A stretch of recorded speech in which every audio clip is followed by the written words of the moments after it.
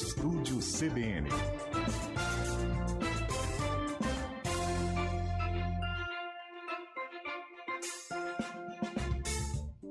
2h43, de volta com o Estúdio CBN de hoje, nesta segunda com céu bastante cinza, viu, aqui em Campinas e região. Aqui onde estamos, no Jardim São Gabriel, em Campinas, tem bastante fuligem, né, bem na divisa aqui com Valinhos, aquele cheiro de queimado, né, Guarizo? Difícil respirar nessas condições, né? Além de respirar, a fuligem também fica no carro, quem mora aqui perto entra em casa, né? Ai, que situação! E as pessoas continuam queimando, fazendo queimadas. Pois é, são muitas as consequências aí desses incêndios, né, na região. A fumaça cobre o céu não só da nossa região, mas também em todo o país, viu? A gente tem resquícios aí de outras queimadas que já aconteceram no ar, ainda sendo arrastado pelo restante do país, e uma onda de calor, né, no início de setembro, ainda sem perspectiva de chuva, um cenário que deve deixar ainda o céu cinza aí nos próximos dias e pode afetar até países vizinhos. Sobre isso, a gente conversa agora com a Ludmila Camparotto, ela que é agrometeorologista da Rural Clima, vai conversar com a gente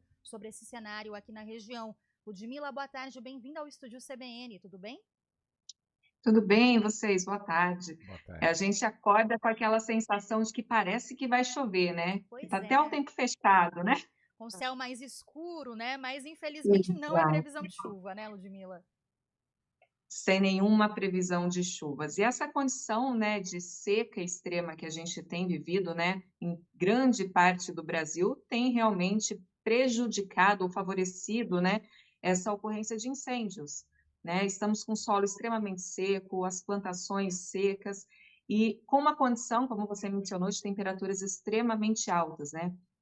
Então, o manejo do fogo, né, que muitas vezes acaba sendo até de forma criminosa, né, acaba se alastrando com muita facilidade. E a gente só tem uma condição aí de melhora, né, uma possibilidade de melhora quando as chuvas retornarem, né, não só aqui para a região, mas para grande parte aí da região central do Brasil, né?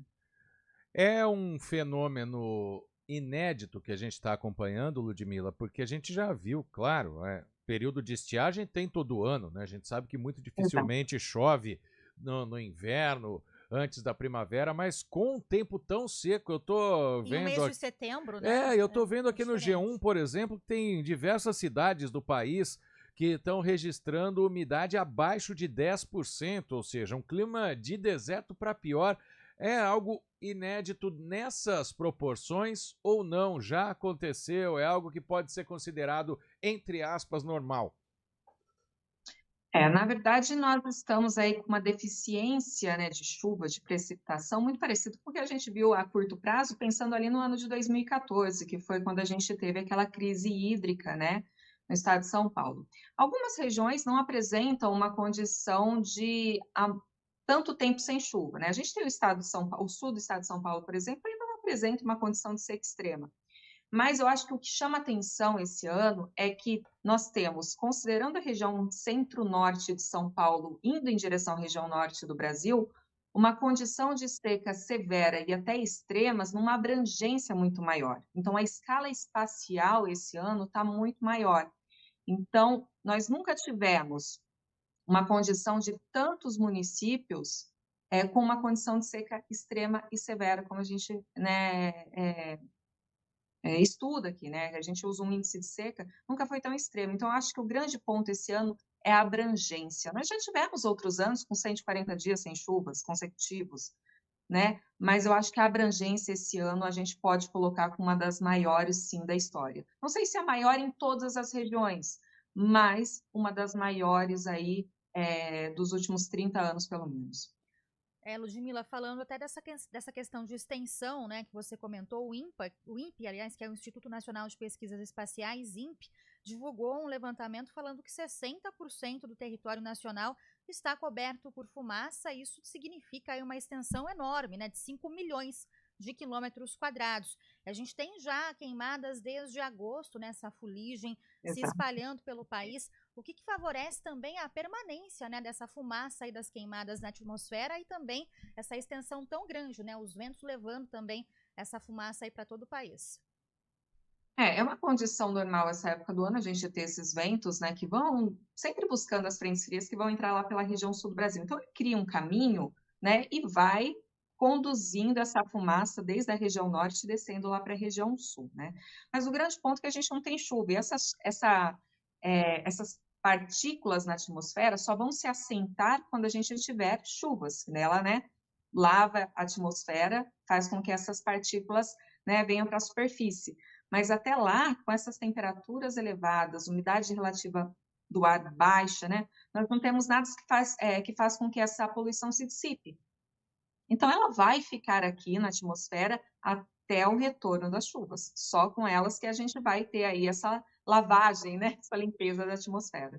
Sim, Ludmila, como é que essa fumaça viaja tantos quilômetros, né, para a gente ter essa extensão de cobertura em território nacional, quando a gente fala do céu cinza, né, esse céu que parece um céu nublado, mas que na verdade é um céu poluído com muita fumaça aí de queimadas. Exato.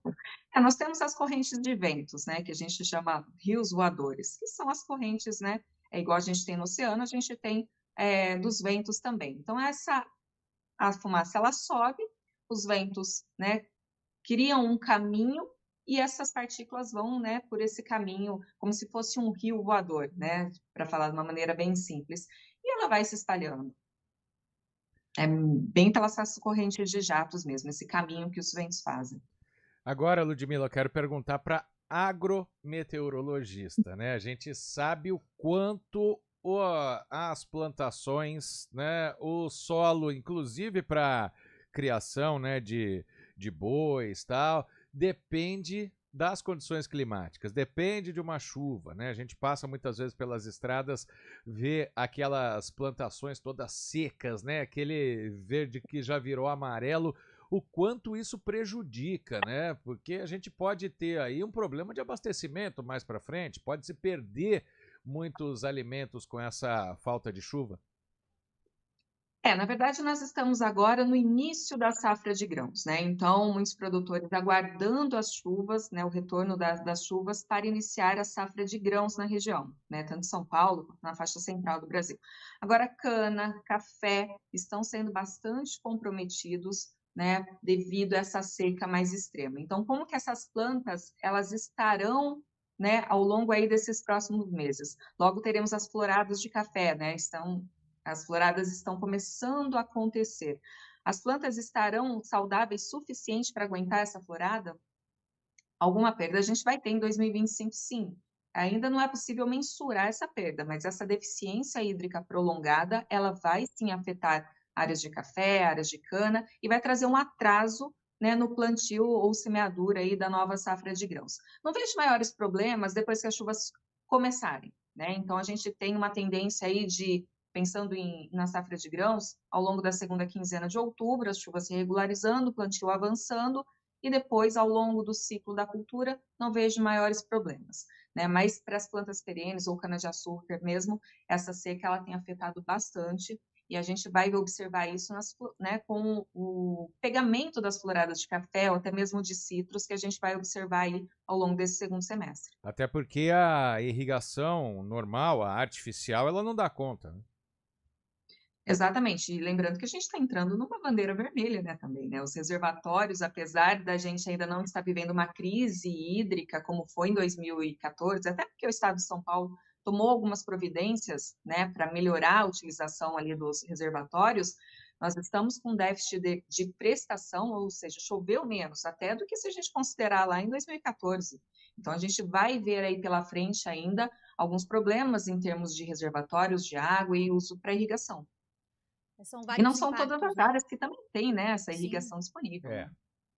Sim, até falando aqui de Campinas, Ludmila, a gente está agora com a umidade do ar em estado de alerta, né? Informação que chega da Defesa Civil aqui da cidade, 17% é o índice atingido às 2h20 da tarde de hoje. A gente tem também aquele alerta de temperatura elevada, né? Acima dos 35 graus, isso depois da 1h da tarde aqui em Campinas, também um alerta aí que chega da Defesa Civil. Isso tudo, tanto aqui em Campinas quanto na região, só deve melhorar com a chegada de chuva.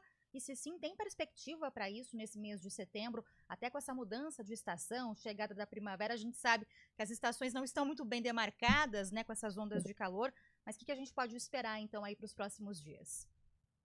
Nós temos uma frente fria avançando lá pelo Rio Grande do Sul e que deve atingir algumas áreas de São Paulo muito provavelmente agora no final de setembro. Mas essas chuvas ainda tendem a ser muito irregulares e de baixa intensidade. Muitas vezes chove na faixa mais litorânea, São Paulo, região mais sul, mas na região do interior, né, região de Campinas, região de Ribeirão Preto, a gente tem uma tendência aí de chuvas muito, muito irregulares. A tendência é que toda a faixa mais central do Brasil só receba chuvas mais regulares ao longo ali do mês de outubro, mas principalmente muito na segunda quinzena do mês. Até lá, caso aconteçam, serão ainda muito irregulares. Mas a gente vai começar a observar alguns pipocos de chuvas agora para o final do mês, início de outubro, sim.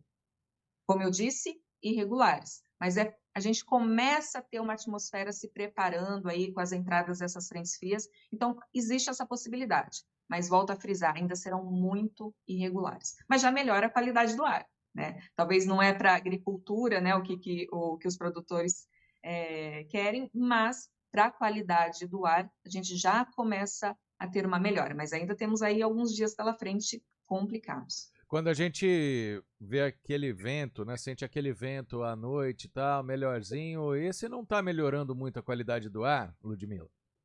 Não, porque ele é um vento quente ainda, seco, né? Apesar de ser um pouquinho mais frio, é um ar muito seco ainda, né? Nós não temos nenhuma umidade ainda na região, né, que possa provocar essa melhora aí na condição da umidade do ar.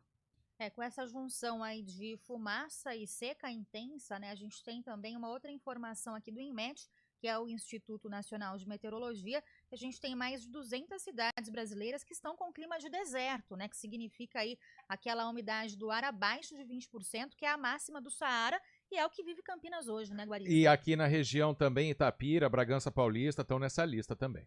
Pois é, e aí diante disso, né, Ludmila, qual que é o impacto também para a agricultura, né, além da falta de chuva, período seco, mas isso também influencia de alguma forma, essa qualidade do ar ruim também tem um impacto?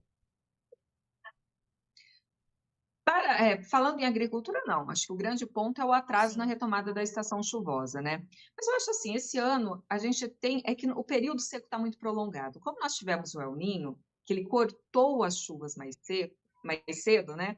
Então nós temos um período seco muito prolongado. Então as chuvas não é que elas vão atrasar tanto, elas vão vir dentro de até que uma certa normalidade para a região. Mas o problema é que parou de chover muito, muito cedo, né? Então, realmente, nós temos aí esse problema desse longo período de chuvas. Isso que acaba, assim, afetando, né, as lavouras. Tá certo, bom, quero agradecer a Ludmila Camparoto, ela que é agrometeorologista da Rural Clima, falando com a gente sobre esse cenário aí enfrentado na região, em todo o país também, de queimadas, clima seco. Ludmila, muito obrigada, viu, pela análise aqui pra gente, pelas informações, um bom trabalho para você. Imagina, para vocês também. Até a próxima. Obrigado, Ludmila, pela participação. Agora são 2h56, a gente faz um intervalo no Estúdio CBN e volta daqui a pouco.